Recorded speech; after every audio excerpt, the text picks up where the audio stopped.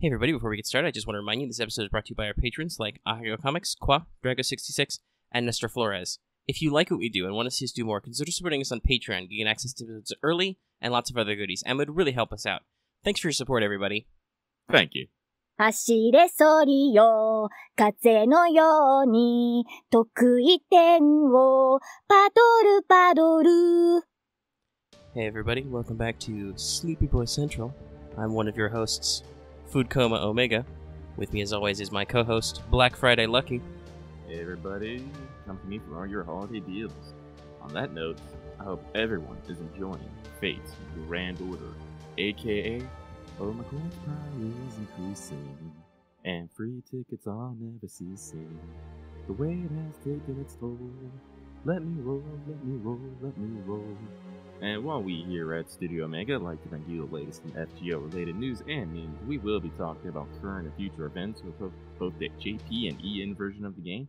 So anyone not wanting spoilers should, just stay in your food coma. Yep. And if we seem a little quiet, because I'm looking at our sound waves and they're a little small today, listen, we're sleepy. Like, I had two ways I could take this, I think. The first way was I sound a little more normal now. Like, you might want to, relax into your microphone a little, make sure you bump your sound waves. But I figured there's two ways I could take it. I could be like, yeah, we're tired. Or I could try and be like, high energy. And then I was like, I don't got that. I can't turn it around and be like, woo, high energy. Yay! No, I'm not gonna do it. No. Also, yes, there was a long intro bit in there that Lucky doesn't know yet. But Editor Lucky will have a hearty chuckle, I'm sure. Probably. I always have to stare at the Discord thing just to see if, like, alright, how long are noises happening? Yeah. Or I have to guess talking, because unfortunately we do cut out occasionally, so it's always a struggle. Yeah, and hopefully, the master audio will be fine because I'm recording my end, and usually Lucky doesn't break up too much for me. I am rendering another video while we record this, but that's just the nature of the beast. Oh, damn. Yeah, I'm rendering our actual play right now. I started at like 1 o'clock in the afternoon, and it's still going. It's a little bit long. Yeah, you can't really pause those. No, it's either go or stop. And when you're about 40% of the way through, you're like, I really don't want to stop. Let me off this ride. Nope. It was a good session though yesterday. Oh yeah, no, we had a lot of fun. You should look out for that when we post it on the channel, audience. I'm ready. I'm ready to play again. Like, we're done. Like, are we gonna play again? Do we play again tomorrow? How about the day after that? Everyone's like, nah. I'm like, okay. No, I have to. Well, the audience will probably have already seen it. We'll talk a little bit about like scheduling delays and stuff, but just certain turnaround times. The audience will probably have already seen Wanted Ishtar because I'm literally going to shoot that tomorrow and make sure it's up for public like sometime early in the afternoon on Monday. I think that's before the event doesn't start until like the middle of the night, the 26th, right? Yeah. It's all the time zone thing's always a little confusing. Yeah, so it starts in 2 days, 7 hours, not until like so it would start at 2 a.m. on the 27th for me. So yes, then the posting at the 26th is fine. Yeah, time zones and stuff. It's confusing sometimes. I'm glad at least they shifted to Pacific because I can actually do that math in my brain. But still, you got to think about stuff. Yeah, I'm not. Luckily, right now. the FGO wiki has a thing which procs to your machine time and calculates when it'll start then, which is how I was able to do that so fast. Bless those coders. Yeah, we'll talk more about the show posting later in maybe Not All the World's Evil. But first, hey, let's check out with everybody's favorite Kohai Mash for a pro tip. Senpai, 起きてください. That's right, everybody. It's time for Wake the Fuck Up Senpai. Usually I shout that bit, but I can't do it today. This is our regular segment for pro tips. Yay. This is pretty simple. I came up with it in 5 minutes. Well, a couple hours ago because Lucky was asleep when I first wanted to record this. But hey, everybody. Remember that upcoming event is a filter, so you can check on bonus servants before the event and know who to level up and skill up and stuff ahead of time. Like, you didn't even need our show for that. The game will just tell you. Actually, it was kind of crazy, because this actually showed up, like... It was either during, like, the Christmas rerun or the new Halloween, because... Yeah, it was in the past couple of events. Yeah, and I don't think like there's like any fanfare for it. Like, no, it was just the thing that happened. You can. Yeah. Everybody was like, "Oh, by the way, this is a filter." So hey, if you don't know that, yes, it's a thing you can do. Yeah. Basically, on the top of your screen where it has the big box that says all, just give it a tap. And if there's an event nearby, it should switch over to upcoming event. And actually, super fucking useful. A sub to that, if you don't know what that button is for, if you tap that during an event, it will filter just to event bonus servants already. So there's that too. I assume most people know how to work that, but if you don't, hey, combine that with some of our new features like fucking Smart Sort and Select Sort. God damn. Oh, Select Sort is great. This UI update is fucking amazing. It makes me happy inside. We got the box thing, that's great. Alright, Lucky, it's time for you to... It's all blue here, so it's time for you to talk for like 5 minutes or 10 minutes or whatever. Alright, so my achievement list here is pretty swanky, I would say myself. So, throughout this week, in which Gil tries to convince you to spend your quartz so you won't roll for Ishtar... He failed. That blow note is strong. I pulled a Void Shiki and a second... Sanzang. The second Sanzang came when I was rolling for Skahawk, so I can get MP2 Skahawk. And like I was looking at him like I really can't be mad at this. Like MP2 Sanzang is really good. MP2 Skahawk is good as well, but yeah. On top of that though, I got my first Lancelot, Saber, reached Noble Phantasm 4 Martha, Writer Martha, and got Embia Archer to Noble Phantasm 5 just in time for the event, because he is a bonus servant. Lucky, correction. According to your notes, you reached NP4 writer Martha with an ER. I was probably tired when I wrote this. Well, yeah, because this was earlier. I saw you in the document writing these notes earlier today, and then you passed out. So yeah. Yeah. Still, you can't expect me to let a joke like that fly by. Damn it.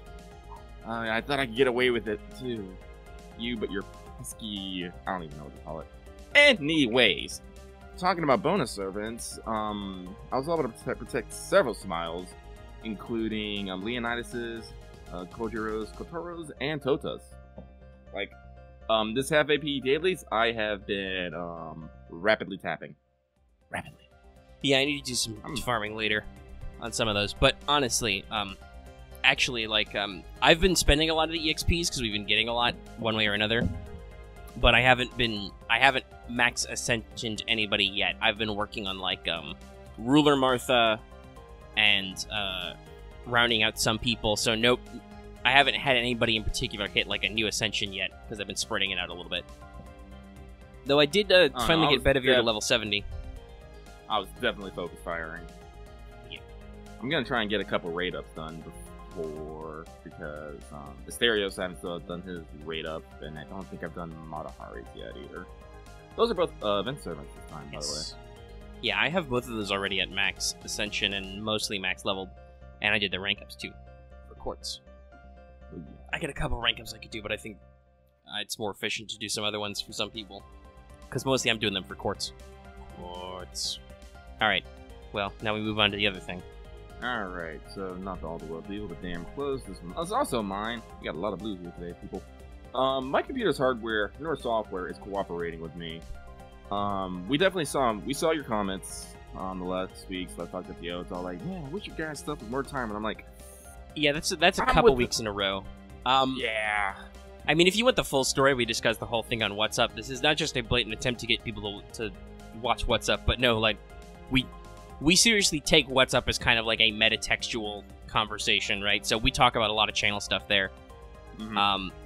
And honestly, like, a lot of people tell us, like, oh, you guys get me through a shift at work. You help me when I grind. If you listen to us just for that, like, What's Up is totally for you. Because it's nothing but us just talking.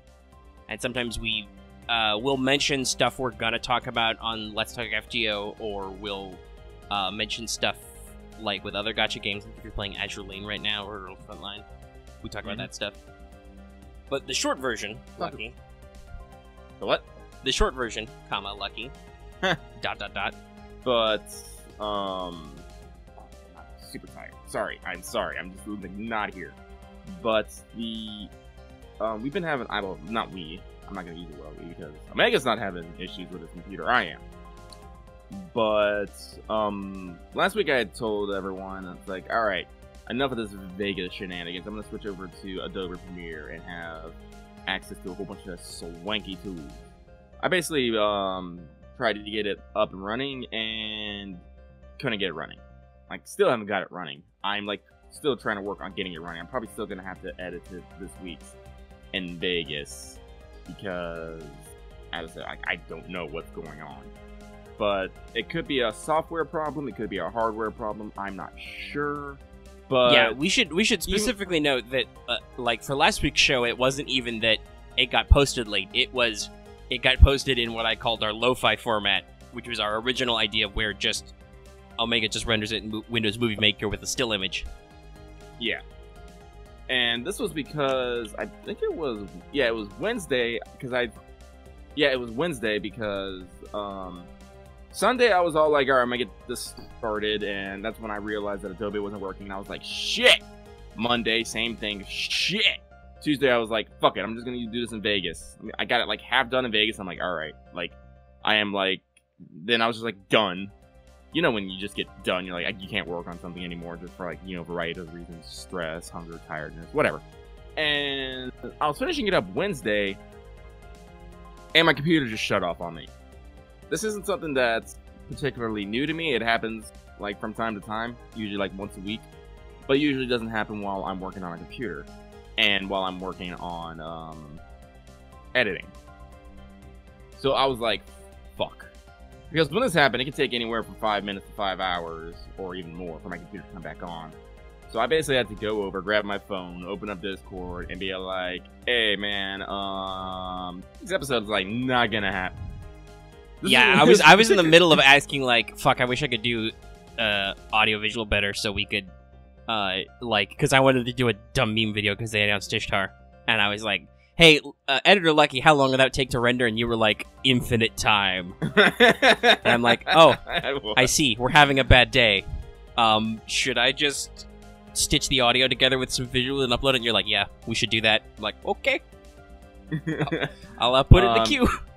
Yeah, even my text was surly. I was not having a good day. But yeah, so, that, I apologize. That shouldn't happen this week. It's hopefully because for one, we're, and everything. Yeah, we're gonna get, like, we're gonna do this quick. We're gonna do this fast. It's not gonna be pretty. It's gonna be speedy. Also, in future, I even had to leave this comment today because somebody was speculating, like, on when we record. It was actually quite sad. They were like, it's like they record on Mondays. I'm like, oh, geez. No. Actually, we record on Saturdays. But we're thinking of flipping that with What's Up. Yeah. Basically, we recorded the show on Saturdays anyway because that was just the time our schedules originally worked out, and we got into the like pattern of it. And then it was like, okay, we want to record a new show. When's the best day for that? That's Friday. Well, so especially with this show having more production value at the moment, and it's fine with that. I could probably do. I could probably do What's Up while working on editing. Lucky is known for being able to multitask like that. Oh, yeah, and that would bring the classic original feel of Lucky yelling at something.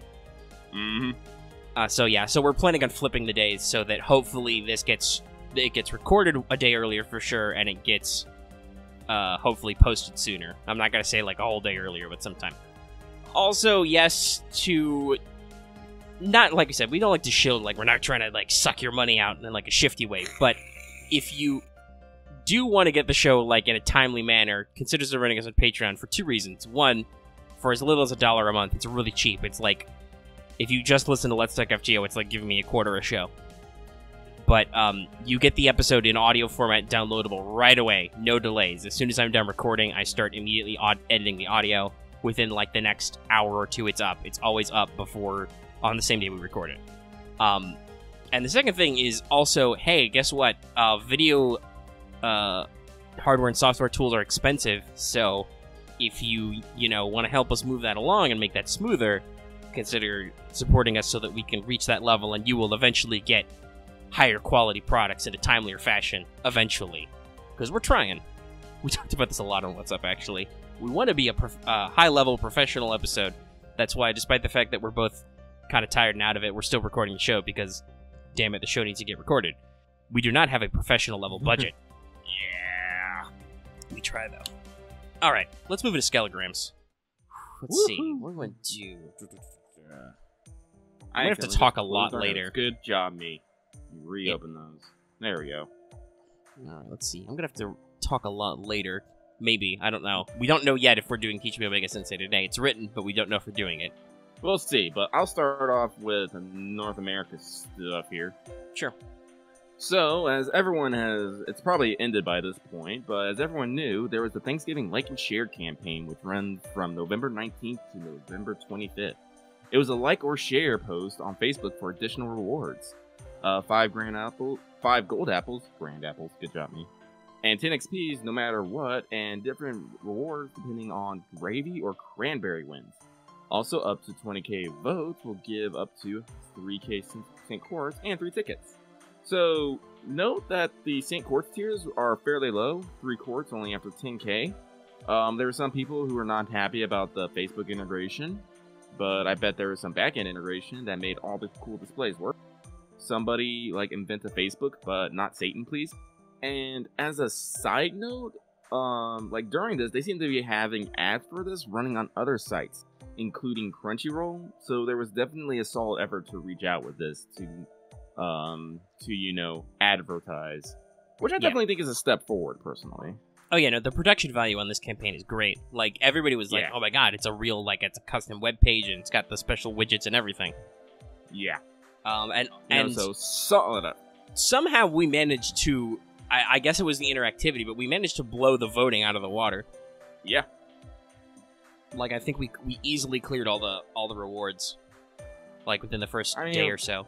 I mean, if I remember correctly, last time when we did these, there was no ads or anything. It was just, oh, it's on Twitter. Oh, it's on Facebook. Yeah, it was just a post, and it was like, hey, like or share this post, or, like or retweet, and get your total together. So I think this level of interactivity is good. Albert even talked about wanting this kind of, community interaction.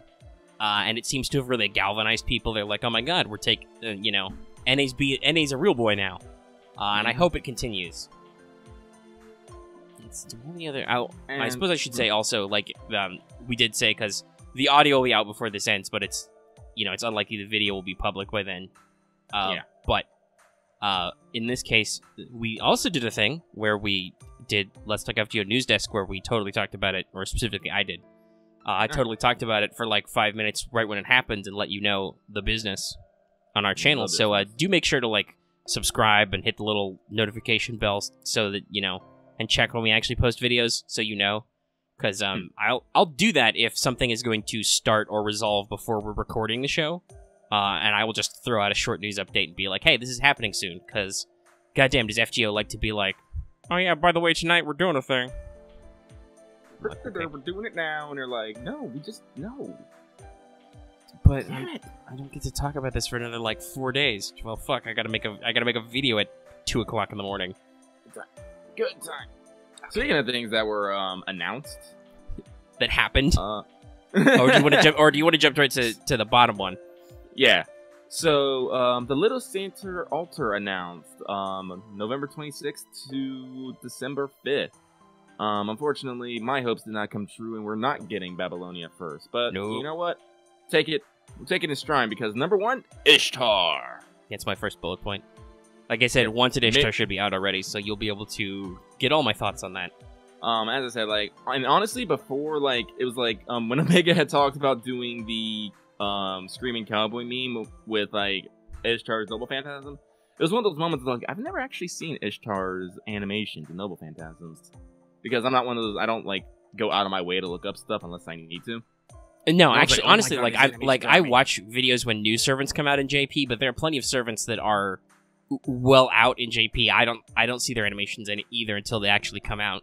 I knew Cleopatra was really flashy, but until she actually dropped, I was I didn't know for sure. And so now I'm kind of sold on her. So I'm damn it. We'll talk more about the pregame, but I'm gonna be rolling on the Ishtar banner anyway. So I'm here's hoping. But also leading up to that is half AP on Story from November 21st to December 5th for this period. I wonder why. Yeah. By the way, there's no need for us to run future engine Chiba or whatever for December next week. Which will be December 1st. Will be when the show is recorded, or actually it'll be the 30th if we do swap to Friday. So that's perfect. Yep. Because guess what? So there's this shit ends the 5th, and then there's like 3.5 weeks left in December. So it's gonna be 2 weeks-ish of Babylonia campaigns, and then Solomon, and then New Year's. So hold on to your fucking butts. There will be no breaks. There will be no gaps. Yep. We were actually talking about this earlier. Apparently we might be losing the Amakusa rate up. Like, yeah, that's kind of a shame because he is a bonus servant, but it's at the same time we are so like with both actually giving us like a real fucking Thanksgiving event. We ended up with such a packed November that, like, I mean, even though there has been slight adjustments to the schedule before, right? Like, they are still literally starting the Christmas event in the last week of November, right? So there's no wiggle room. It's a shame. There could have been things they could have done differently, but it's always such a pain to figure out. And we also had this little bit of back and forth, like, because they see all the summon numbers. If, like, they've just thrown at us some super primo raid ups, right? Ishtar's coming out. We just had a week long of highly valuable raid ups, you know. Shuten and Raiko got brand new raid ups that never existed in Japan in this time period, right? Like, is it worth it to gum up the banners with the extra Amakusa thing? I mean, like, from like a utility standpoint, sure, but from like a cost-benefit analysis standpoint, we don't know. Yeah, like, honestly, like, I was thinking about it, they probably just looked at it and said, Amakusa isn't, like, a big boy hitter or a big moneymaker enough to, like, warrant, like, trying to finagle him in, like, immediately. We might still get him after. Yeah, because we're going to have to see what the New Year's rate-up is. Like, will it be just Musashi and maybe Ishtar? That would be a lot like our last New Year's, but also Kentucky wasn't in our Thanksgiving banner, so maybe they'll slide him in there. Like, I don't know, like, we don't know what the full-blown celebration will be. Albert was not lying when he was saying the clairvoyants were getting raked down, so... Well, yeah, it's just, he jumbled some stuff up, and we're still gonna have the guaranteed around New Year's, too. It's a complex thing. Anyway, we'll talk about, Christmas in a second. By which I mean, first, I don't know. We're gonna... Maybe, we'll see who reads it. We're juggling our reading. Let's go across the sea to Japan, where they have Lostbelt number 3 S.I.N. intro from November 23rd to December 7th. 10 cent coins if you have or will beat Lostbelt 2 in this time period. Login bonus for a series of apples. Half AP on Lostbelt Story Quest, Gotterdammerung Free Quest, and quarter AP on Part 1 stuff. Lostbelt 3, The Crimson Beauty Under the Moon, pre-release stream, November 27th. The Lostbelt 3 prologue is now playable. Like, do all the Lostbelts have prologues now? They do have prologues, but not all of them are like this. Like, technically the Lostbelt as a whole had a playable prologue that was late last year. This was their gap between, like, Christmas and New Year's was that. Was there like Moonlight Lost Room in the Moonlight or something? Yeah, like that was when that OVA was released. There are prologues to the first 2 chapters, but I think they were both available at the same time the chapter was, right? This is the first time so far we've gotten a prologue thing, which as far as I know is it's literally just one of those no battles nodes, which is just, hey, here's what's happening, to kind of like set up how we start the Lostbelt, because we meet some new characters, and kind of like talk about some mechanic stuff. Lots of deep story shit that's not fully translated that I'm not going to bother talking about. And also they talk about some concepts. So first, we've got an image. Editor Lucky may or may not throw it up here. It's a tiny image. It's like a very poor screen cap, but it exists. So there is an image which canonically confirms the location of every Lostbelt by number. So, Lostbelt 1 was in Russia, Lostbelt 2 was in Finland, Lostbelt 3 is definitely in China, 4 is definitely in India, 5 is in the middle of the fucking Atlantic Ocean, so probably some kind of Atlantis shit there. 6 is the UK, British Isles, and 7 is in South or Central America somewhere, as predicted from the architecture. So there, you can stop all your theorizing about what Lost Belts are where. We have an image. Thank you, Type Moon. Thank you. It is official. Also, there's an explanation of what the difference depth means. So the difference depth rank, which is like Lost Belt 1 was ranked like D. I don't remember what 2 was, but I know the upcoming one is only ranked E. It's how different and powerful the Lost Belt is compared to Human Order, but also how dangerous and chaotic it is. The higher ranked they are, the more deadly they are to humans. And the highest ranked ones, like the EX ranked one, are basically destroying themselves. Whatever different time period it is that EX rank Lost Belt is, it is so chaotic and dangerous, it's basically killing itself. Which is very interesting in the concept of this. Like, the Lost Belts are supposed to be expanding, right? Mm-hmm. And that's why Lost Belt 5, I think, is huge. Yeah, all the Lost Belts have different sizes. Yes, exactly. I actually think number 5 is like the biggest because it takes up like most of the Atlantic Ocean. Yeah, and that's actually, I think, intentional. 5 is supposed to be, that's the main crypto guy, whose name I'm not going to bother pronouncing, because it's awful. He's that guy. Long hair McPretty Boy. He's basically, like, guaranteed to win the contest, because he's like, I have, like, 3 Divine Spirit servants, and I'm buddies with Zeus, and my Lost Belt is huge. But he's Lost Belt number 5, so, immediately before summer, I think, is about when we'll be kicking his ass. Because we're doing 3 right now, so... I wish I could remember the names of the Lost Belts. Well, some of them aren't fully revealed. And sometimes it's hard to tell. Like, every singularity has, like, a short name. Like, the Rome chapter is Septum for short. Götterdämmerung is Götterdämmerung for short. It appears that Lost Belt 3 is SIN for short. But I don't know if we know the short forms of all the Lost Belts. I can double-check it. Well, like some of them were... Because I remember one was, like... Because people were able to theorize, like... One was like the primeval forest of trees, and people were all like, "It's fucking Eden!" and shit. Like another one. Well, guess what? It's the Amazon rainforest, so suck it. Yeah. So. And then like other ones. Okay, so yeah, we don't have the short names for all these Götterdämmerung, for all these Lost Belts. Number 4 is Samsara of Creation and Destruction? ? For instance, same for all of them. That's India. That's India. Yeah. Number 5 is Interstellar City Mountain? ? So we know what the like long form description is, but we don't know. Like for instance, 3 is Land of Unified Knowledge, S.I.N, which is SIN, but it's supposedly an acronym for Synchronized Intellect Nation. So Lost Belt 3 is SIN. We don't know what 4 is yet. Yeah. So yeah, that'll be very interesting to... I think that's kind of what they're holding back, is they're going to reveal the keywords, which will have more explanation. But there's a lot of... yeah, that's what I meant. The difference depth is how different and powerful it is. Like, they describe it as an analogy for how deep it is, because it's literally a depth. So, the EX ranked one is, like, so deep that they can't look at it. They can't even know what's different about it. Just that, yeah, this is so phenomenally different that it's super destructive, and it's basically killing itself. How does the Master survive these things, like, honestly?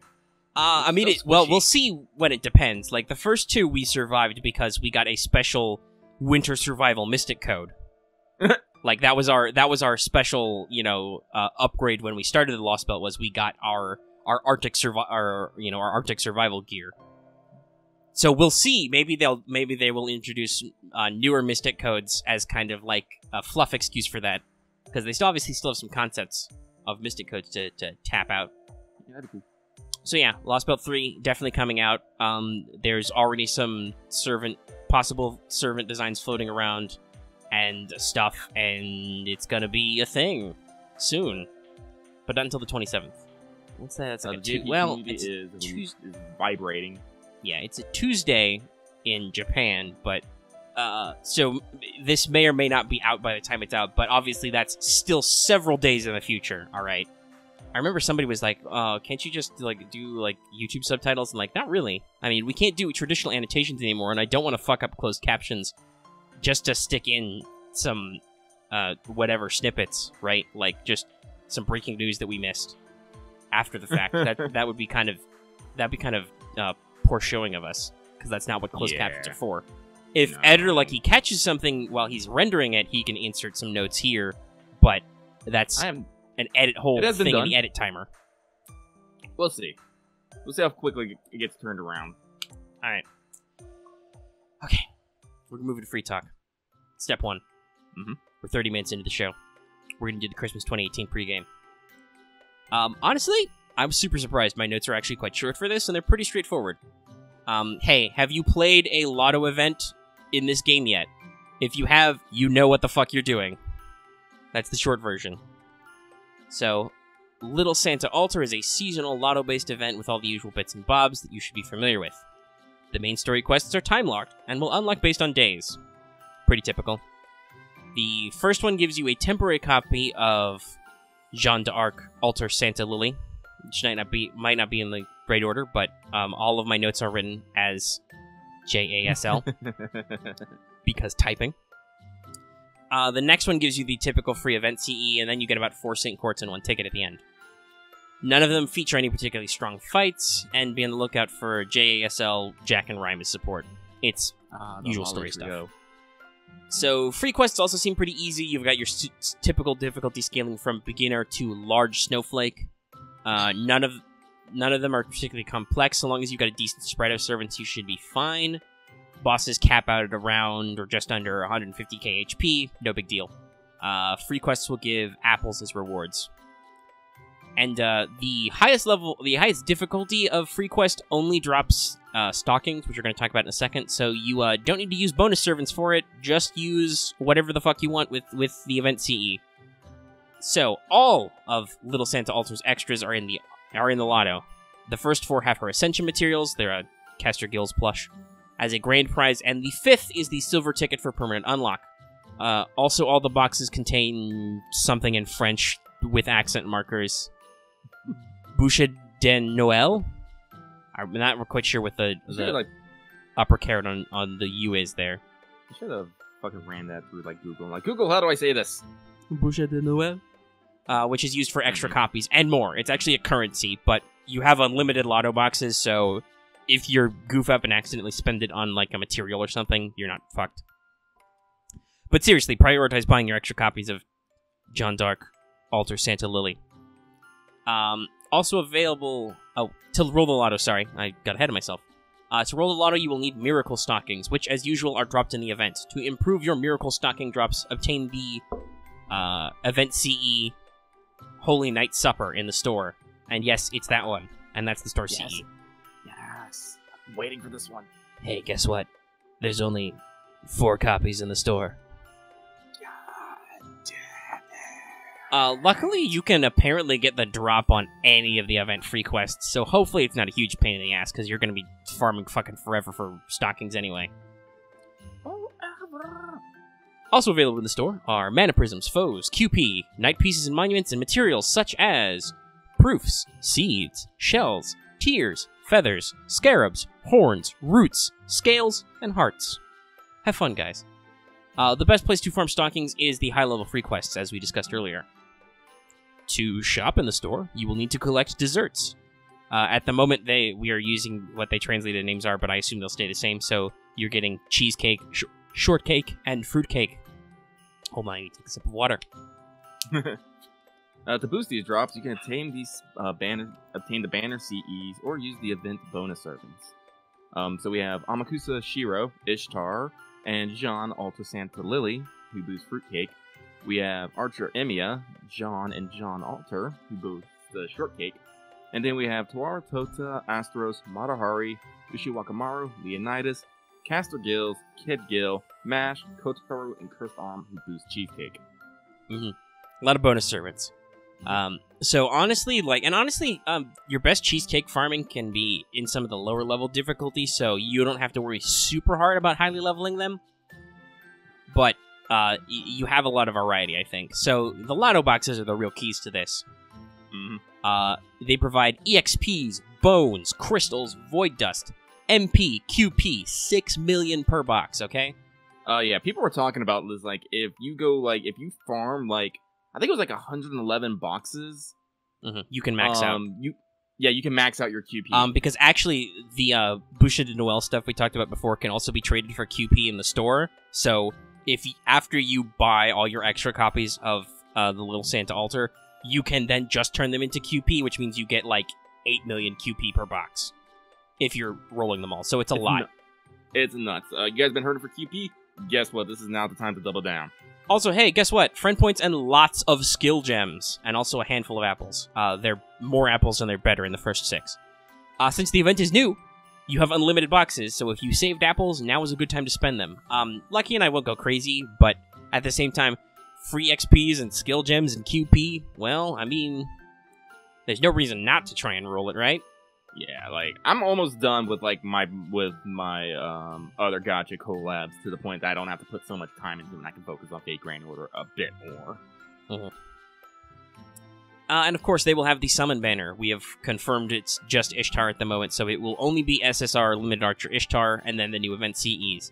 A Moment of Tranquility is the SSR, Reading the Holy Night is the SR, and Saint's Invitation is the R. And as usual, you can probably get the rare one in the Friend Point Gacha, which... well, I mean, I'm going to be rolling a bunch on the banner anyway, because Ishtar, but if I need more copies of Saint's Invitation, I'll roll some friend points. Also, yes, I'm going to be rolling on this banner. I don't know if I'm definitely not streaming it, because the event starts at, like, 2 a.m. I don't know if I'll record it or not, by my phone's still being super temperamental with its battery, but I have saved up my quartz. I have over 190, so I'm going to roll that.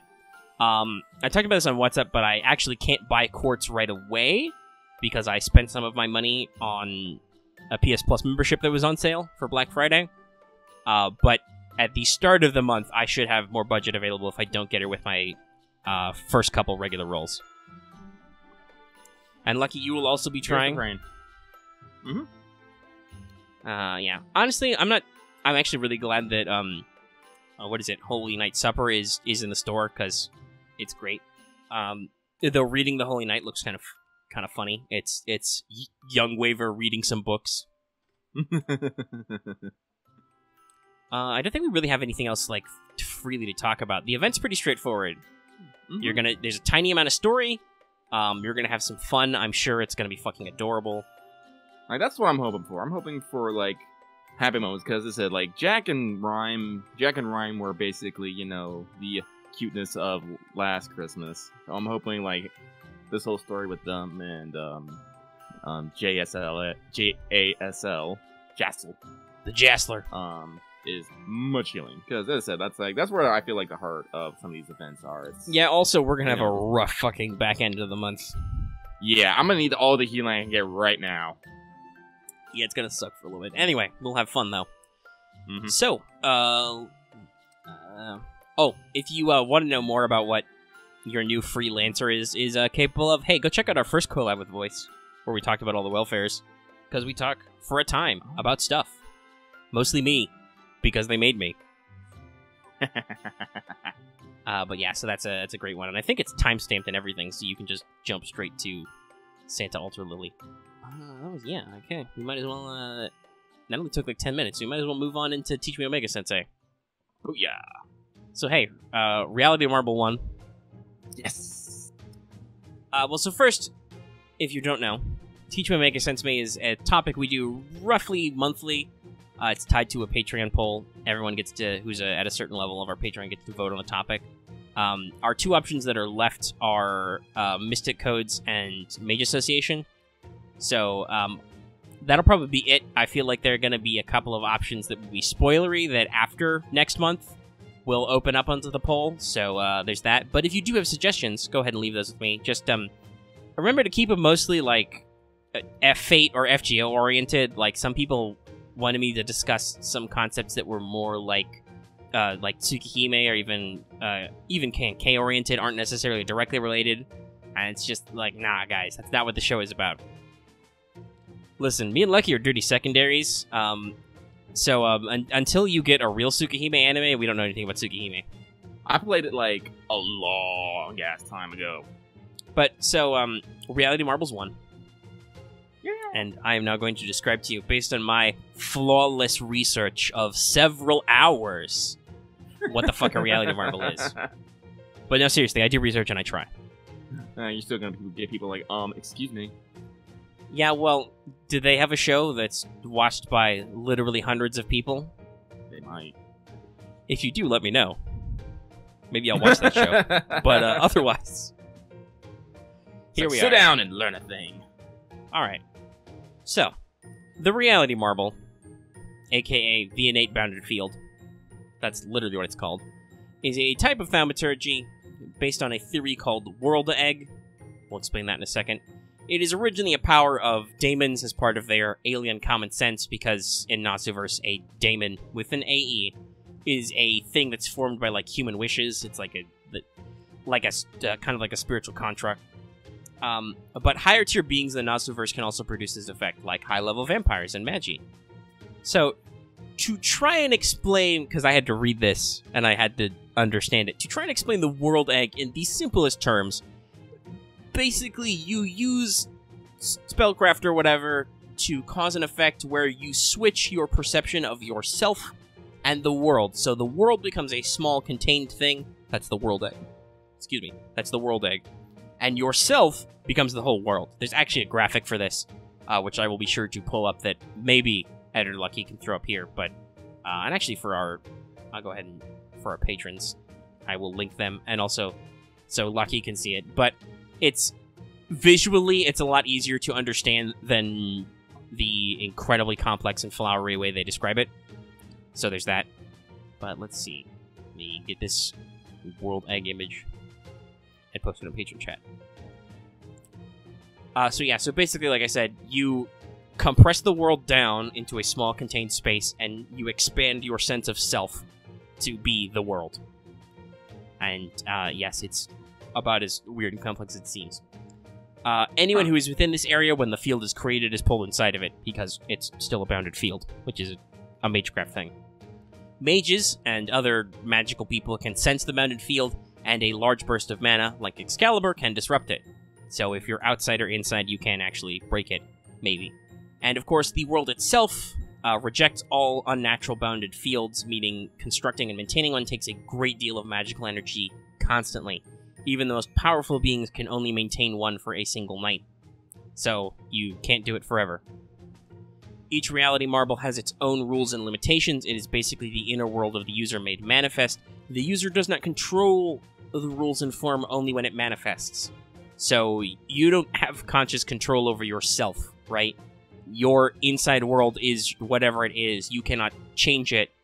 Just when you create a reality marble, you change the world to be the rules that are inside you. Users can draw on their reality marble's abilities without summoning the full effect. This is how any Emi-Ashiro, because there are multiples, can access his projection and reinforcement magecraft, because those are basically inherent properties of Unlimited Bladeworks.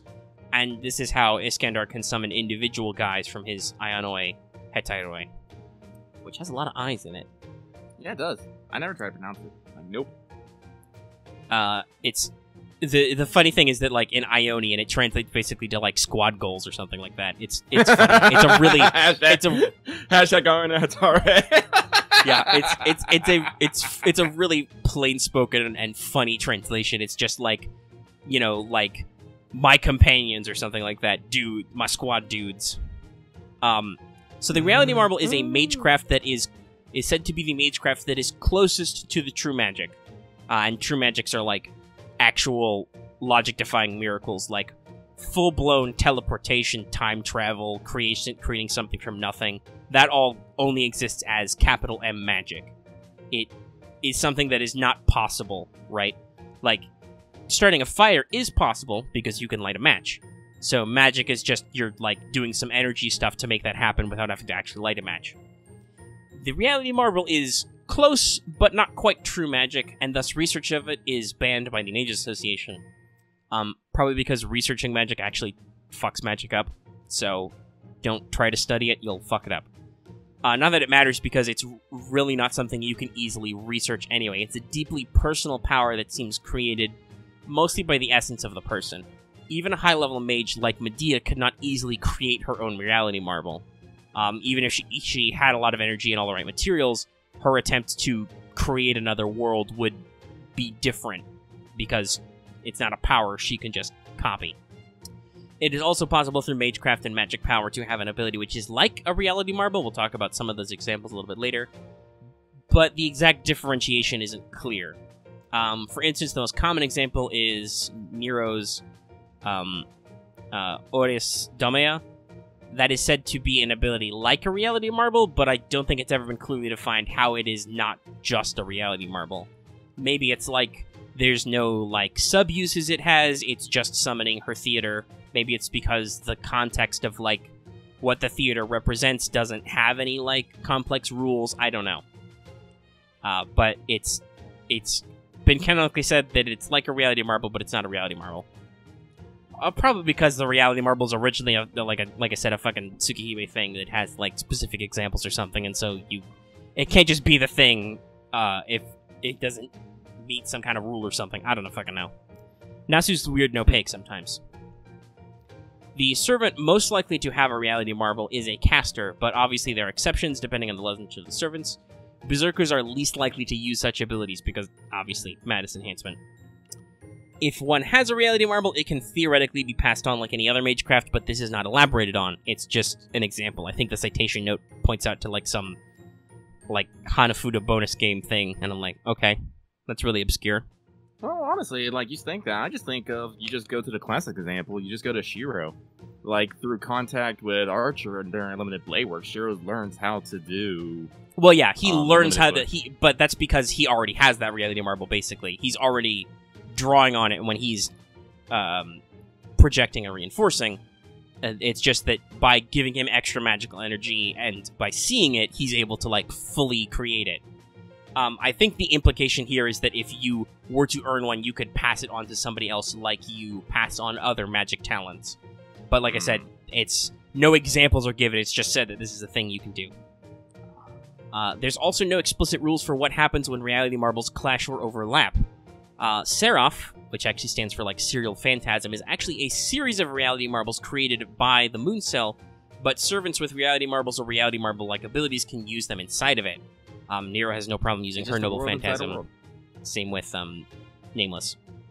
So it's it's not clear if that's just what happens. That just you put the box inside another box, basically, or if like there's some overlap or degradation or whatever. We don't know. It is noted, and this was actually noted in the original Fate Stay Night VN, that an area that is filled with negative emotions like grudges can function as a reality marble to spiritual beings like ghosts. So if you build up a lot of negative energy, you can create a world where like these ghosts' wills are made manifest, which probably causes some fun, spooky Japanese horror shit. Which is probably what happened with Jack. Yeah, kind of. Jack's weird. I don't think she has. I mean, she's not listed in here, so she doesn't have any explicit reality marble-esque abilities. But yes, as a ghost, she definitely has done some weird ghosty things. And maybe tapped into, like, negative juju. So, the reality marble itself gets its name from the same analogy as Marble Phantasm, which is a much more Tsukihime thing. Basically, the analogy is you have 99 black marbles and 1 white marble. Or it might be 99 white and 1 black, whatever. I wrote it how I wrote it. And then the question is, like, the thought experiment is, how do you only pull the white marble out? A Marble Phantasm has the user basically fix the possibilities, so they always choose the white marble. Basically, they pick the one outcome that they want and get to enact it every time. The reality marble rewrites the world, so the jar now contains 100 white marbles. It creates the world in which the possibility you want exists. Both abilities have pros and cons. Marble Phantasm works based on the user's will, and it can only force outcomes which exist in the world. So, for example, if there were no white marbles in the jar, you could not pick one. You cannot make a white marble where there was not one before. The reality marble creates a new world, but that world has its own rules fixed, and the user cannot force them to change. Like, Shiro cannot suddenly decide that he wants motorcycles inside Unlimited Blade Works. It only stores swords. Or other bladed weapons, I think. But, like, under normal circumstances, he can't suddenly be like, God, I really wish I could project guns. Because that's just not the form that it takes. So, I've actually edited this list down, because if you go to, like, the Type Moon Wiki, it lists all the other characters who are not servants who have reality marbles. I cut those out. So here's a brief list of some examples of servants with proper reality marbles as noble phantasms. So Scheherazade has the Alf Laila Wal Laila, or Layla. I'm not sure about the pronunciation, it's Arabic. That's the world of all her narratives made manifest, the 1001 tales, or 10,001, however many tales you want. And basically she can make her narration the world. The storytelling is just that good. Maeve's Chariot My Love. The chariot contains Maeve's love nest, which no man can escape from. It's also a chariot that she can just use to run over people, but there's a reality marble inside of it because Maeve. So BB, specifically with her Cursed Cupid Cleanser, BB draws on the moon cell to basically overwrite the local reality with chaotic malware. That's the best way to describe what that actually does. And that's specifically her FGO Noble Phantasm as BB. Her normal crater thing doesn't do that. Charles Babbage is a famous one. His Dimension of Steam is basically his unrealized dream of steam power, is his reality marble. It manifests as his armor and weapons and the copies he can make and just, create a steam world. It's pretty cool. Vikebron, his Golem Keter Malkuth, when fully formed, the Golem Atom basically acts as a walking reality marble, which constantly tries to recreate paradise wherever it walks. You saw this in Apocrypha. And it will basically continually remake the world slowly into Eden if it sticks around. Which could be bad, or could be great. Who knows? Famous example is Iskandar, the Ionioi Hetairoi, which is a manifestation of Iskandar's philosophy as king and the bond between all his companions. Basically, Iskandar doesn't have any magical ability on his own, but because he is kind of like the focal point for all these great heroic spirits in their own right who believed in him, he can manifest a world where they are summoned. Because he's always close to his bros, bro. Hashtag squaggles. Here's a fun one. Nursery Rhyme. So, not only is Rhyme basically a reality marble on her own, she's... in her truest form, Rhyme is basically a pseudo-servant whose form is created by her master's desires. So when you make the contract, Rhyme is shaped, she becomes the reality that you think of it. But also, she has her own reality marble abilities inside her as a noble phantasm, like her Nameless Forest. So, those are technically separate realities, but it's kind of like marbles all the way down. Nobu has the Demon King of Sixth Heaven, basically a manifestation of her actions as a destroyer and conqueror of Buddhism and Shinto, creating a world where she has absolute authority over the divine and mystery. And there's a pregnant pause there for reasons, but whatever. Go watch our second collab with Voice, and then go watch the follow-up videos where we talk to people about what is good story writing and what is not. Pro tip, bad writing is when you say stuff just happens even though that's not what the writing in the first place implied. What was that? Who said that? And lastly, because this list was alphabetical by reality marbles, so hey, U is at the end. Emiya, with the famous Unlimited Blade Works, a world which contains infinite swords. Alter has his own variant, the Unlimited Lost Works, but I don't know how fundamentally that's different. We'll see later. And then servants with noble phantasms are said to be similar to reality marbles. Nero, of course, Achilles, that dueling field he creates. It's said to be like a sectioned off space, but it's not. It's also not really a reality marble, but it's definitely a magic effect that creates like something that's a bounded field that is like a reality marble.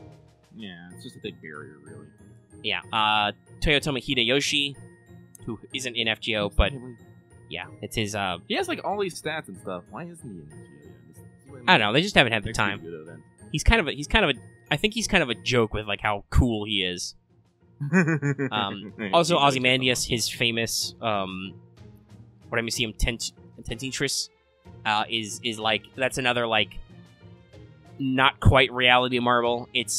He can summon all of his temples, and they have rules, but arguably those aren't like rules that are against the world, because you could argue that those are just, like, extensions of his divine authority and stuff. I guess that's why they are, because they're not breaking the rules. They're just doing stuff that the world allows. Right. All of his temples are stuff that exists that he built. He's just using magic to recreate them. And the special effects, like the curses and the sealing of noble phantasm, is all theoretically stuff that was supposed to happen if you broke into those temples and tombs, right? Like, that's all stuff that is part of the world structure. So it's still a weird magic ability, but it's not quite, I think, like defying reality. Or at least that's my excuse for why it's called a reality marble like ability, but not a reality marble. Okay. And so that's the end of my notes. Yeah, this actually, like, it's funny. You'd have thought this was a lot more complex a concept considering how much it's used, but no. Once you get over kind of like the weird philosophical world egg stuff, the concept is pretty similar, and that's what it is. It's just a concept. It is a type of thing, and inherently what it actually does is entirely dependent on the user. Well, I've been educated. Yeah. And like I said, there are a fuck ton of characters from, like, Tsukihime, and other, some Fate spin-offs and stuff that have reality marbles. The Big Bad of Cardinal Kyokai is one of those pseudo-reality marbles abilities, his, like, threefold barrier thing. It doesn't create a world, but at the same time, it's, like, symbolic of his beliefs, right? Because it's a bounded field. So there's lots of interesting examples if you want to research it deeper. But this is mostly, I figure, what would equip people dealing with stuff in FGO when you hear the word reality marble. What does that actually mean? What does it actually do? What are the rules? I will say, as fun as it is that people do this kind of speculation, at the same time, ever since we did that video with Voice about who could beat Gilgamesh, I feel like we get a lot of discussions, like in our Discord or just random, where people feel like they assume we know this stuff to have these kind of, like, what-if scenarios. Weeks of research went into that video, guys, by the way. So, as fun as the speculation is, we don't necessarily know some of the shit off the top of our heads. Yeah, even I had to sit down and research. Yeah, no, we all, like, took a moment to, like, read up on some of this stuff and figure it out. So it's not off the top of our heads, but hey, now you know about reality marbles. Oh, yeah! And our show is at an hour. Nice. Wow, here we are at the end. Our final thoughts. Well, this should at least have a quick turnaround. Well, my final thoughts are... I'm tired. Yeah, I'm tired too. No, tired boy. I gotta make a thumbnail for this shit. Yeah, this week's final thoughts, we are professional sleepy boys, as usual. Yeah, that's what we do. Alright, well, we won't keep you any longer. We hope you enjoyed the episode. And like we said, if you're like, oh, but this show is too short, go watch What's Up. Hang out with us for like 2 more hours. That'll be fine. You'll get all our us out of the way. And hopefully we're funny and entertaining. I don't fucking know. It's on YouTube, it's categorized as an entertainment. What's up? Oh, so I should mention this. My fucking copy of Heaven's Feel arrived like yesterday, and I have it. Like, I still have it in the fucking plastic. So I was like, oh my god, it's so new. I knew I should have wrote that down on my notes, because actually I did want to talk about that, because lots of people are getting their copies. Yeah. Like, I got the special edition. Like, I put down, like, the extra, like, $30 for it, because, fuck yeah, this has an art book in it. It has the OST. It has animations matches. It has, like, the preview and CM collection. It has English cast interviews. I literally do not give a fuck. Like, even the box cover was drawn by Takashi Takeuchi. It's like, oh, it's so good. And fucking Lost Butterflies coming out like next year. Like, they're actually about to, in Japan, they're actually starting doing the pre-sale on ticket. There are CMs and trailers out for it now. It looks good. So I'm hoping, like, oh man, like, should I take pictures of? I'm horrible. I'll take some pictures of my art book and stuff. Sure, post them on Twitter. Give people a reason to Twitter. Yeah, I know. I'm trying to post more on Twitter. I know, you posted some, like when my, rough-ass doodles. When I, did my... Yeah, rough-ass doodles. They were super rough. I'm trying to do art more. That's okay. You're basically doing the equivalent of what I do sometimes when I basically shit post. I low effort post. It's like, yeah, here's something that took me, like, you know, a little bit of time, and it's not great, but I want to share it with you. Mm-hmm. And maybe someday we'll get good. Although I really did enjoy fucking doing the unboxing of my Bakamana Gatari collection, where I literally just took like several pictures of me screaming, running up the stairs, and then opening a box with a machete. That entertained the fuck out of me. I want to do more stuff. Yeah, like that was great. That entertained the fuck out of me. Nah, it was great. Megan was all like, "You should like do it this way so it's easier to retweet." And I was like, "I can do that." And he's like, "Yes." And I was like, "Fuck yeah, I'm gonna redo it." And I did. Yeah. That actually, like that doing honestly stuff shows like that, how honestly. little Lucky uses Twitter. He didn't realize you could chain them together as a series of replies. And like, I've tried yeah, to no, back there's a off little on there's a little social plus media, button but- for that. Yeah, Twitter now actually I know. wants to be easy to use. I want to do more stuff like that. So maybe I will. Like maybe when I get my Haman Figma. If you want to know what I'm talking about, go check out What's Up. And if you want to know about maybe interesting Fate Grand Order project I might be working on, you should go check out What's Up. I'm not gonna tell you what it is here. Yeah, that's right. I want you to go listen to What's Up. Because you talked about a video you're working on. Yeah, there's script writing going on. And I'm not going to say any more, because that's how we get cross-promotion. Yeah. Well, I mean, that video will be public by the time this comes out, but it's funny. The video's not public yet, so I have no idea how it's doing on its own merits. Yeah. But anyway, I'm we're going to wind down. I'm glad we I'm gonna mute crammed real those quick last here, couple then. things in there. Well, so next week, there is very definitely going to be some very clickbaity comments about Lostbelt 3. There's probably going to be some stuff in the thumbnail that's going to be super clickbaity. You'll get to find out whether or not I rolled Ishtar with my first few rolls. Until I actually spend money on it, it will not yet be time for me to sing One is the Loneliest Number again. You're going to have to wait a couple of weeks for that. But it might happen. It's so weird. I feel like I have that song memorized just because that was like, hey, this is how my soul feels after summer. Oh, by the way, if we do have anybody in our audience who are fan artists, I don't fucking know. That's just gave me a great image thought. Here's some inspiration for you. Omega singing One is the Loneliest Number while surrounded by 3 summer Tomos. Because that is what happened. That's how I felt. I got 3 of the rate up SSRs and I was like, despair, but also despair. That was a crazy fucking video. Anyway, I think we're done. Are we done? Lucky, are we done? Oh my god, Lucky's dead. He's died. He's completely dead. The episode is over. If you like this episode, give it a like. If you have any comments, leave them in the comment section down below. You can also get access to our Discord, where we talk about rad things. That link is in the description. If you're new here and have not already, please subscribe. Also, don't forget for that bell for notifications so you always know we post a video, because we don't get to decide our own posting schedule. Fate does that. Also, as it says at the front of the show, consider supporting us on Patreon. You can access episodes early, literally $1 a month to get all the audio downloads. Unlimited downloads, our entire back catalog, as long as we've been posting audio episodes to Patreon. It's great. It's a great deal. And yes, that's the end of the show. We'll see you next week. Everybody press F in the comments for Dead Lucky.